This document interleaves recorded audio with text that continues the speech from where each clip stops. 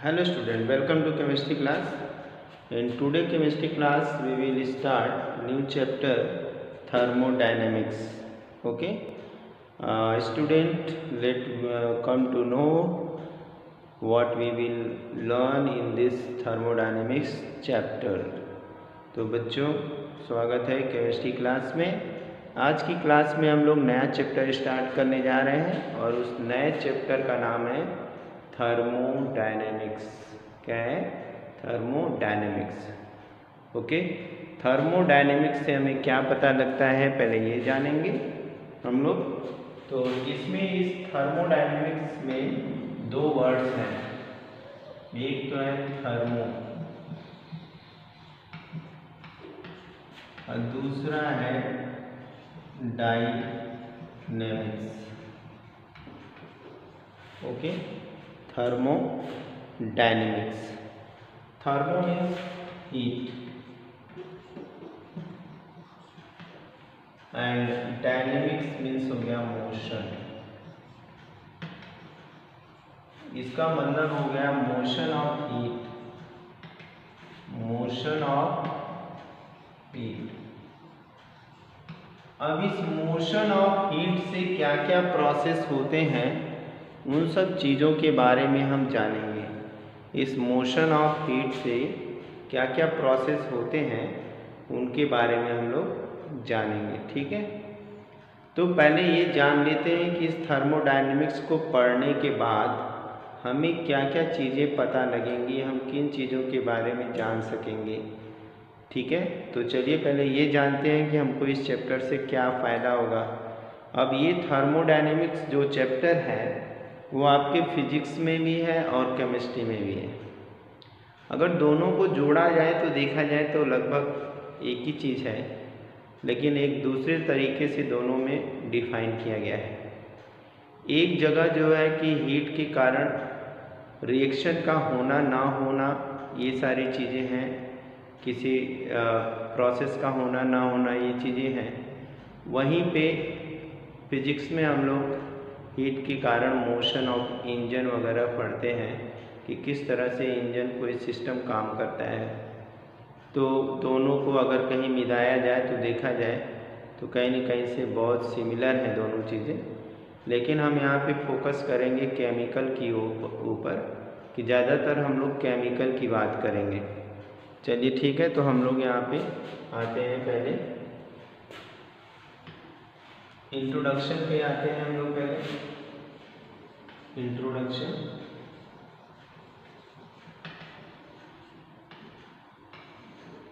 Okay, क्या हमें पता लगेगा थर्मोडायनेमिक्स में हीट ऑफ मोशन के कारण क्या क्या चीज़ें होती हैं, उन चीज़ों के बारे में हम लोग जानेंगे। पहले तो हम ये जान पाएंगे कि इसमें हम लोग जो थर्मोडायनेमिक्स पढ़ेंगे तो हमें फर्स्ट लॉ ऑफ थर्मोडायनेमिक्स और इंथैल्पी पढ़ना है। ठीक है, और थर्मोडायनेमिक्स से हमें क्या क्या पता लगेगा ये हम पहले जान जाते हैं कि पहले तो प्रिडिक्ट द फिजिबिलिटी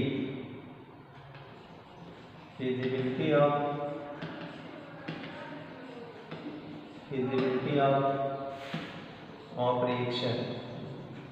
कैसे रिएक्शन होगा, वो रिएक्शन होगा नहीं होगा गिवन टेम्परेचर पे, एट गिवन टेम्परेचर। ओके, और दूसरी चीज टेम्परेचर एंड प्रेशर ले लेते हैं यहाँ पे, प्रेशर भी। ठीक है, तो किसी गिवन टेम्परेचर पे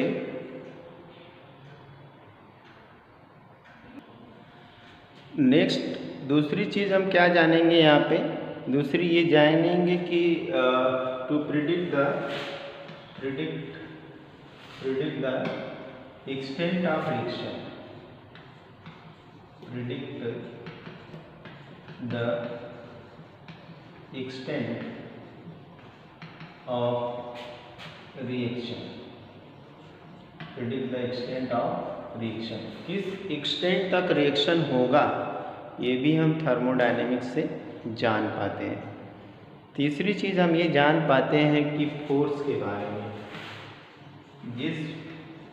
चूँकि यहाँ पे हम लोग डायनेमिक्स वर्ड आया है, तो अगर मोशन है तो फोर्स है, बिना फोर्स के कोई मोशन नहीं है, ठीक है ना।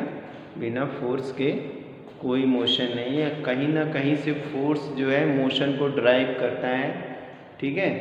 तो वैसे ही यहाँ पे भी रिएक्शन है, रिएक्शन किसी न किसी फोर्स के कारण रिएक्शन होता है, तो वो चीज़ें हम जान पाएंगे यहाँ पे। Predict the force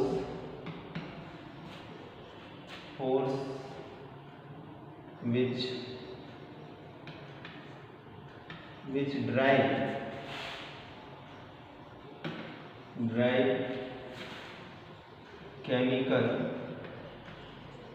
chemical process और रिएक्शन, ठीक है। एक चीज़ तो हम ये जान पाएंगे, वो कौन सा फोर्स है जो किसी भी केमिकल रिएक्शन के लिए रिस्पॉन्सिबल है, जिसकी वजह से रिएक्शन होते हैं। नेक्स्ट हम क्या जान पाएंगे यहाँ पे, अगली चीज़ हम क्या जान पाएंगे, अगली ये जान पाएंगे कि हमारा जो नेक्स्ट पॉइंट होगा, deduce the importance law, deduce some important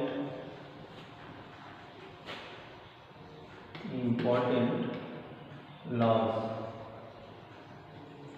deduce some important laws, okay, like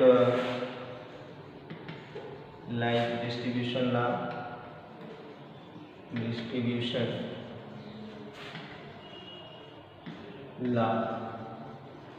laws and chemical law of chemical equilibrium, law of chemical equilibrium,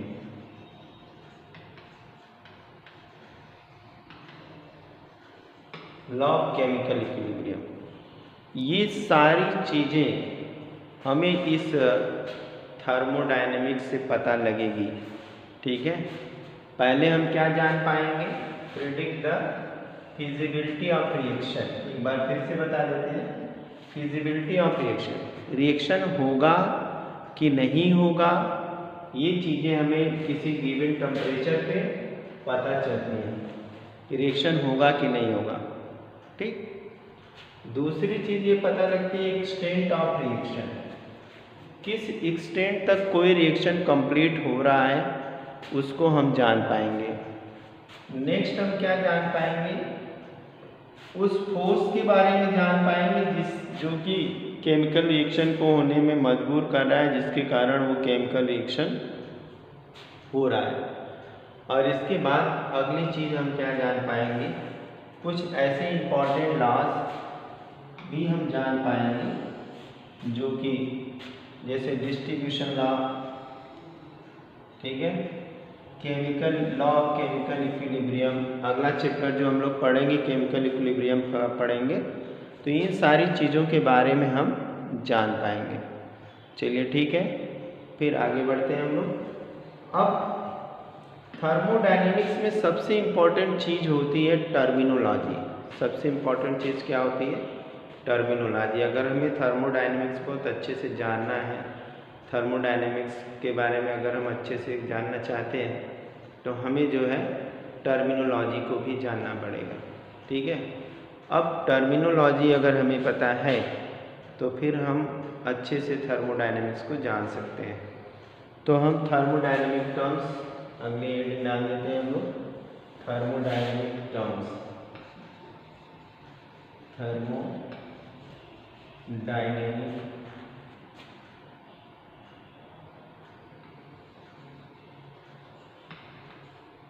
terms, thermodynamic terms, ठीक है। हम थर्मोडायनेमिक टर्म्स के बारे में जानेंगे, जिसमें सबसे पहला टर्म्स इसके अंदर अगर आता है तो वो है the system, the system, okay. इसके बाद जो हमारा दूसरा टर्म आता है सराउंडिंग।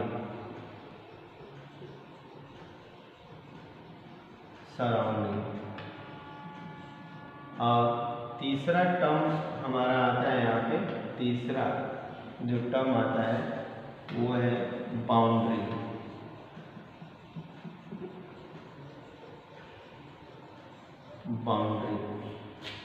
इसके बाद इसमें जो चौथा टर्म आता है वो टर्म क्या है? चौथा टर्म इसके अंदर हमारा मैक्रोस्कोपिक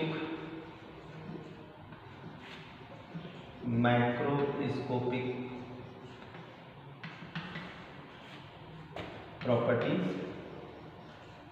ये क्या होती हैं हम इसके बारे में जानेंगे। ठीक है। और इसके बाद हम लोग जो पांचवा है हम लोग जानेंगे द स्टेट ऑफ सिस्टम।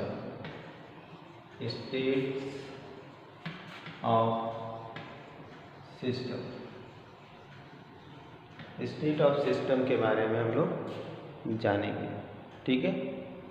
तो आइए एक एक करके हम लोग जानते हैं। सबसे पहले हम लोग 1 कप टी लेंगे, 1 कप चाय के साथ हम थर्मोडायनेमिक्स को स्टार्ट करेंगे। ठीक है। तो हम पहले डिस्कस करेंगे किसके बारे में? हम लोग द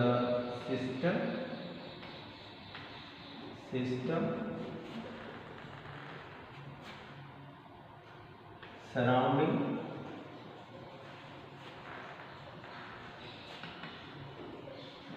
एंड बाउंड्री के बारे में। सबसे पहले हम इन सारी चीज़ों के बारे में डिस्कस करेंगे। बाउंड्री के बारे में हम लोग डिस्कस करेंगे। ठीक है। तो पहले आइए हम लोग 1 कप चाय पीते हैं। पहले ये हमारा कप ऐसे है, ये हो गया और ये हो गया। ठीक है।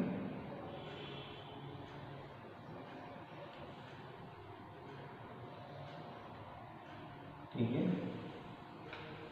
और ये हो गई हमारी प्लेट।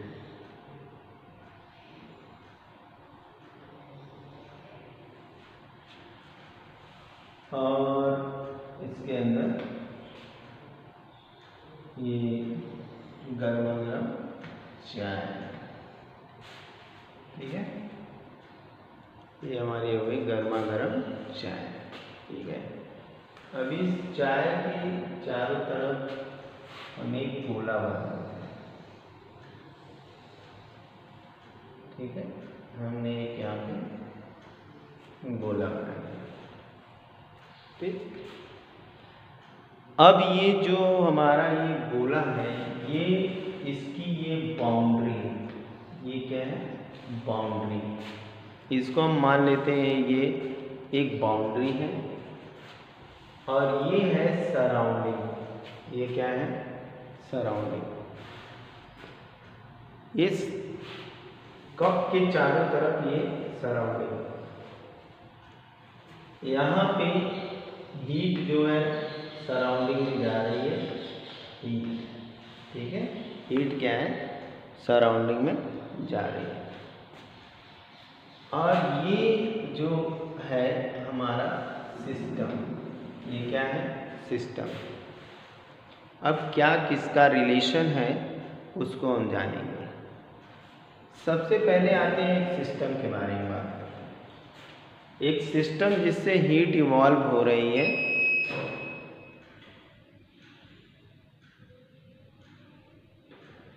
वो हमारा सिस्टम हो सकता है। वो क्या हो सकता है? सिस्टम हो सकता है। चलिए, कोई टेक्निकल प्रॉब्लम की वजह से हम लोग इसमें आ गए ट्रेडिशनल बोर्ड के ऊपर। तो हम बता रहे थे कि ये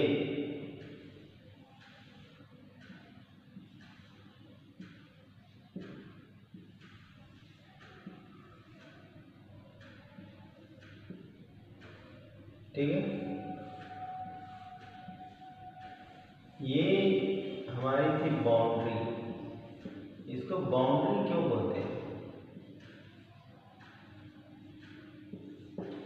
बाउंड्री, ये हमारी थी बाउंड्री, और ये था हमारा सिस्टम, और ये हमारा सराउंडिंग।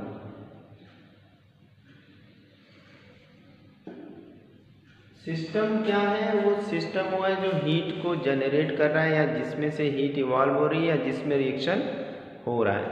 ठीक है, सिस्टम हम किसको मानेंगे? सिस्टम वो है जिसमें से या तो हीट जनरेट हो रही है, हीट इवॉल्व हो रही है, या सिस्टम वो है जिसके अंदर रिएक्शन हो रहे हैं, यानी system continue any how motion में है। मोशन इन मतलब कि एक जगह से दूसरी जगह जाने की का मतलब नहीं है, मतलब उसमें कंटिन्यू कुछ ना कुछ हो रहा है, तो वो हमारा सिस्टम है। सिस्टम क्या है? सिस्टम एक तरह से कह सकते हैं, इमेजिन कर सकते हैं कि एक ऐसी मशीन है जिसके अंदर प्रोसेस चल रहा है, या हम कह सकते हैं जिस सब्सटेंस के अंदर जहाँ प्रोसेस हो रहा है वो सिस्टम है, जहाँ रिएक्शन हो रहा है वो सिस्टम है, और उस सिस्टम का जितनी दूर तक इफेक्ट है, जैसे ये हीट यहाँ इवॉल्व हो रही है, हीट है, हीट, ये हीट इवॉल्व हो रही है, इस हीट का इफेक्ट कहाँ तक है, इस हीट का इफेक्ट कहाँ तक है, वही है बाउंड्री। इस बाउंड्री के बाद इस हीट का कोई इफेक्ट नहीं है।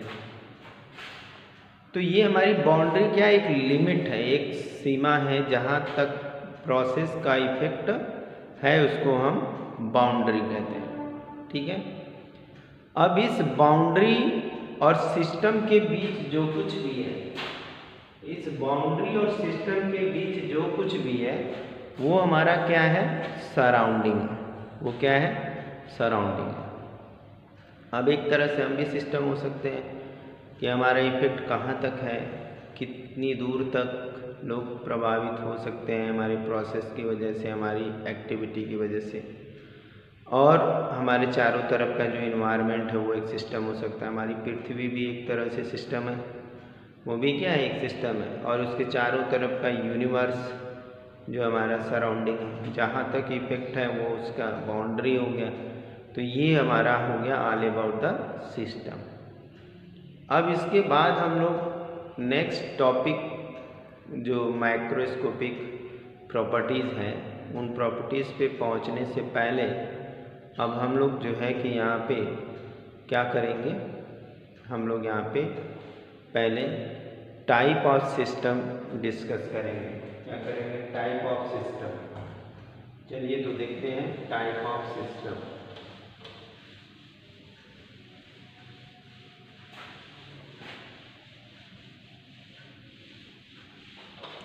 Type of system,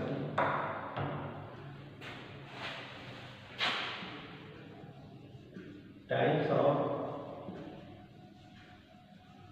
system. ठीक है, कितनी तरह के सिस्टम होते हैं पहले हम लोग ये जानेंगे उन सिस्टम।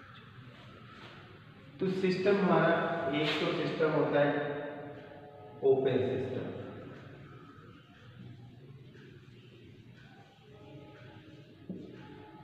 दूसरा हमारा क्लोज्ड सिस्टम,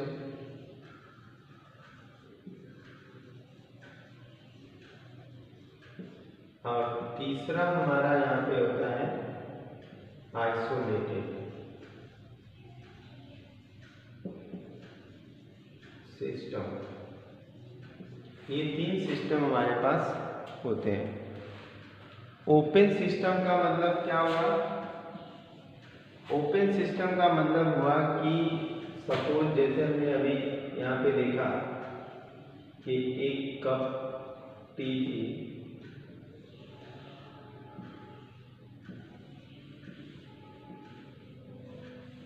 ये इसका सराउंडिंग। अब इसमें हमें क्या दिख रहा है? इसमें ये दिख रहा है कि हीट जो है सराउंडिंग में जा रही है, वेपर के रूप में जा रही है, तो कुछ ना कुछ मास भी जा रहा होगा। तो इस समय हम कह सकते हैं कि सिस्टम और सराउंडिंग के बीच में एक्सचेंज हो रहा है। क्या हो रहा है? कुछ न कुछ एक्सचेंज हो रहा है। इस ओपन सिस्टम में सिस्टम और सराउंडिंग के बीच में एक्सचेंज हो रहा है, कुछ न कुछ लेन देन हो रहा है इस सिस्टम और सराउंडिंग के बीच में। ठीक है, इस सिस्टम के केस में यहाँ पे मास भी जीरो नहीं है और इंथैल्पी भी जीरो नहीं है, पूरी तरह से जीरो नहीं हो सकती है, पूरी तरह से जीरो नहीं हो सकती। ओपन सिस्टम क्या हुआ?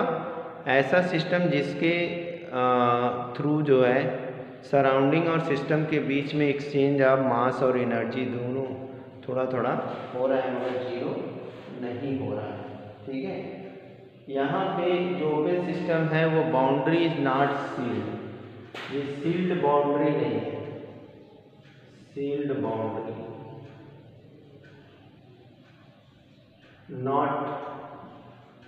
नॉट सील्ड बाउंड्री, तो बाउंड्री पूरी तरह से सील्ड नहीं है। तो ये हमारा जो है ओपन सिस्टम है। एकदम देखने से ही समझ में आ रहा है कि ओपन सिस्टम क्या है। Exchange of matter as well energy यहाँ पे हो रहा है। क्या क्या हो रहा है, मेन चीज याद रखना है, exchange of matter, exchange of matter as well as energy, energy और जो है कि मैटर दोनों का एक्सचेंज हो रहा है, बट दोनों जीरो नहीं हो रहे, बट दोनों जीरो नहीं हो रहे हैं। ठीक है, तो ये हो गया all about the open system. Open system क्या होता है? जहाँ बाउंड्री सील्ड नहीं होती है, जहाँ एक्सचेंज टेक्स प्लेस करता है सिस्टम और सराउंडिंग के बाद के बीच, जिसमें एनर्जी और मास दोनों का एक्सचेंज होता है मगर कभी दोनों जीरो नहीं होते हैं। तो इस तरह का अगर सिस्टम है तो अगर उसे हम ओपन सिस्टम कह सकते हैं। ठीक है, तो ये हो गया हमारा ओपन सिस्टम। अब अगर हम क्लोज सिस्टम की बात करते हैं, क्लोज सिस्टम की अगर बात करते हैं तो अब इसके ऊपर हम एक प्लेट रख देंगे। इस चाय को सपोज हमने ढक दिया, कवर कर दिया, ये कवर, ये हमारा कवर है, ये क्या है? कवर है। इस सिस्टम को हमने कवर कर दिया। अब क्या होगा यहाँ पे हीट तो एक्सचेंज होगा। ठीक है, हीट यहाँ पे इवॉल्व होगी लेकिन मास का एक्सचेंज नहीं होगा। ठीक है, अब कंडीशन यहाँ पे चेंज हो गई। ठीक है, यहाँ पे कंडीशन क्या चेंज हो गई? नो एक्सचेंज ऑफ मैटर, बस exchange of energy takes place. ठीक है, नो एक्सचेंज ऑफ मैटर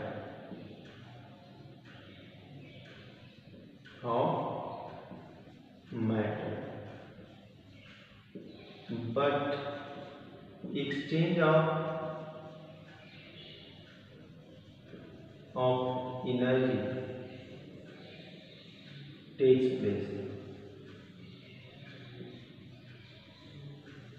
ठीक है, सराउंडिंग के बीच में एक्सचेंज ऑफ मैटर तो नहीं हो रहा है मगर एक्सचेंज ऑफ हीट जरूर हो रही है, एक्सचेंज ऑफ हीट जरूर हो रही है। और यहाँ पे एक्सचेंज के मामले में अगर देखा जाए तो चेंज इन मास जीरो है, but change in energy not equal to zero, क्योंकि सराउंडिंग में सिस्टम से सराउंडिंग की ओर जा रहे हैं, सराउंडिंग की ओर एनर्जी जा रही है। ठीक है, और